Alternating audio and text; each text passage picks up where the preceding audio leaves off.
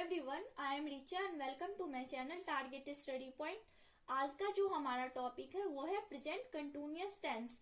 इससे जस्ट पहले मैंने एक वीडियो अपलोड किया था, उसमें मैंने प्रेजेंट इंडेफिनिट टेंस के बारे में बताया था और आज मैं प्रेजेंट कंटिन्यूअस टेंस के बारे में बताऊंगी। तो अगर आपने प्रेजेंट इंडेफिनिट का वीडियो नहीं देखा है तो सबसे पहले उसे देख लीजिए, क्योंकि अगर हम लाइन बाय लाइन पढ़ेंगे तो ज्यादा अच्छा रहेगा। तो आइए सबसे पहले हम जानते हैं कि प्रेजेंट कंटिन्यूअस टेंस क्या होता है।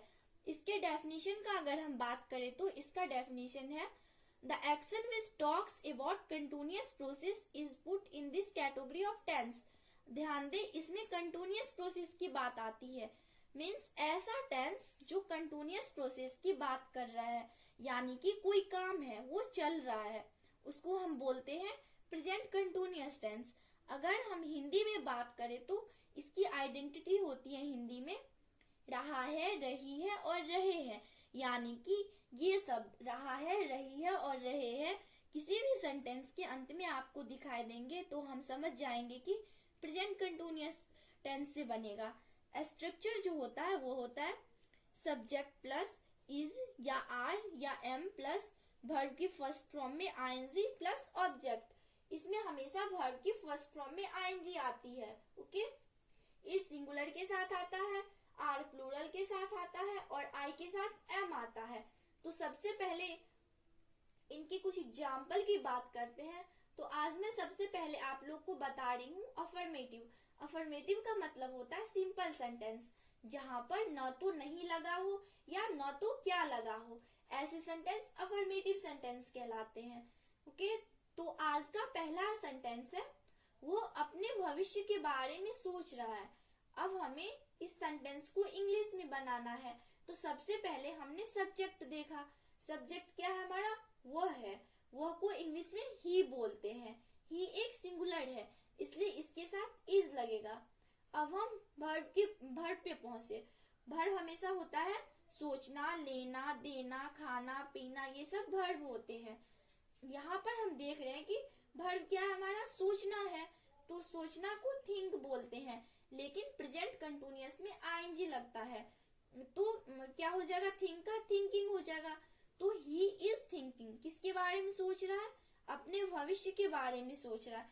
तो आंसर हो जाएगा he is thinking about his future. वह अपने भविष्य के बारे में सोच रहा है, इसलिए यहाँ पे हम लोग ने हिज का प्रयोग किया। ही का हिज हो जाएगा। अगर यहाँ पर दे सब्जेक्ट रहता है तो उसका देयर हो जाता है, आई सब्जेक्ट होता तो उसका माई हो जाता। ऐसे हम अपने हिसाब से चेंज कर लेते हैं। आज का सेकेंड सेंटेंस है तुम उससे बातें कर रही हो। इसमें भी कंटिन्यूअस प्रोसेस की बातें चल रही है। ओके, तो तुमको इंग्लिश में यू बोलते हैं और यू के साथ आर आएगा क्योंकि यू एक प्लूरल है। तो आंसर जो फाइनल होगा वो होगा you are talking to him.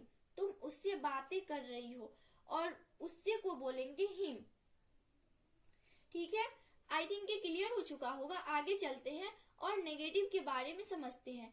Negative का मतलब होता है ऐसा सेंटेंस जिसमें नहीं आ जाए। जब कभी भी नहीं आता है तो हम समझ जाते हैं कि ये निगेटिव सेंटेंस है।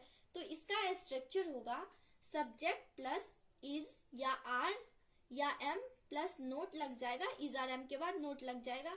तो is are am plus not plus verb की फर्स्ट फॉर्म में आईएनजी प्लस ऑब्जेक्ट। तो इसमें कुछ नहीं करना, सिर्फ हमें नोट लगा देना है। जो भी इज आर एम होगा उसके बाद हम नोट लगा देना है। ठीक है,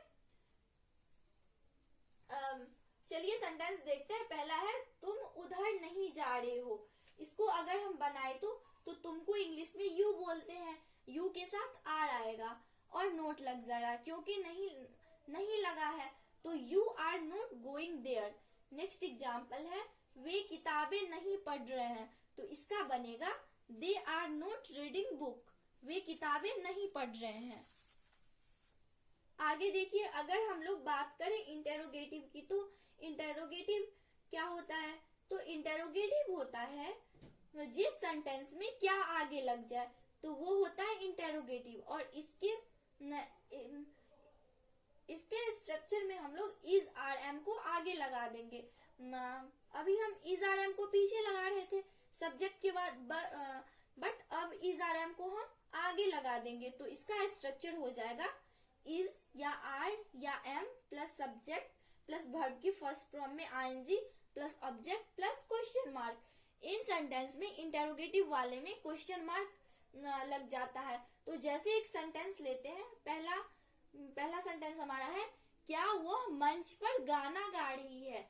इसमें क्या आगे आ गया है, तो और उसके बाद वह आया है, तो वह के हिसाब से इज आना चाहिए, क्योंकि वह को इंग्लिश में सी बोलते हैं लड़की के लिए और लड़के के लिए ही बोलते हैं। तो यहाँ पे अगर हम देखें तो वह आया है, तो वह के हिसाब से इज आना चाहिए। तो इज को हम आगे लगाएंगे, तो हमारा आंसर होगा is she singing a song on stage. यहाँ पर जो इज है वो आगे आया है क्योंकि इंटेरोगेटिव है। नेक्स्ट एग्जाम्पल है क्या तुम क्रिकेट खेल रहे हो। तो क्या इसमें आगे आया है और क्या के जस्ट बाद तुम आया है। तो क्या के बाद जो सब्जेक्ट है उसके हिसाब से हमें लगाना चाहिए। तुमको इंग्लिश में यू बोलते हैं और यू एक प्लूरल है, इसलिए आर आगे लग जाएगा। तो आंसर होगा आर यू प्लेइंग क्रिकेट। अगर हम देखें नेक्स्ट तो हमारा है डबल इंटेरोगेटिव। ये डबल इंटेरोगेटिव क्या होता है। डबल इंटेरोगेटिव मतलब ऐसा सेंटेंस जिसमें क्यों, कहाँ, कैसे इस टाइप के क्वेश्चन वर्ड आ जाए, वो होता है डबल इंटेरोगेटिव। तो इसका स्ट्रक्चर हो जाएगा question word plus is are या am plus subject plus verb की फर्स्ट फॉर्म में आईएनजी प्लस ऑब्जेक्ट, और इसमें भी हमें क्वेश्चन मार्क लगाना पड़ेगा। ओके, जैसे एग्जाम्पल देख लेते हैं। फर्स्ट एग्जाम्पल है वो क्या खेल रहा है, इसमें बीच में आ रहा है क्या, तो हमें इसलिए व्हाट आगे लगाना होगा और आंसर हो जाएगा व्हाट इज ही प्लेइंग। मतलब वैसा का वैसे ही बनाना है जैसे हम इंटेरोगेटिव में बना रहे थे, बस जो भी क्वेश्चन वर्ड बीच में आया है उसको आगे लगाना है। तो व्हाट बीच में आ रहा है यानी क्या जो है वो बीच में आ रहा है, तो उसको हम लोगों ने उसको आगे कर दिया। नेक्स्ट सेंटेंस आज का है तुम इस काम को कैसे कर रहे हो।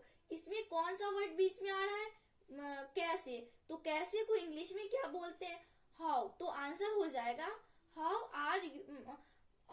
Are you doing this work, और क्वेश्चन मार्क लग जाएगा। ठीक है, इस तरह से हमने चारों तरह के प्रेजेंट कंटिन्यूअस टेंस देख ली। Okay, so thanks for watching my video. अगर आपको ये वीडियो पसंद आई हो तो लाइक करना मत भूलिएगा और चैनल को ज्यादा से ज्यादा शेयर कीजिएगा। Thank you.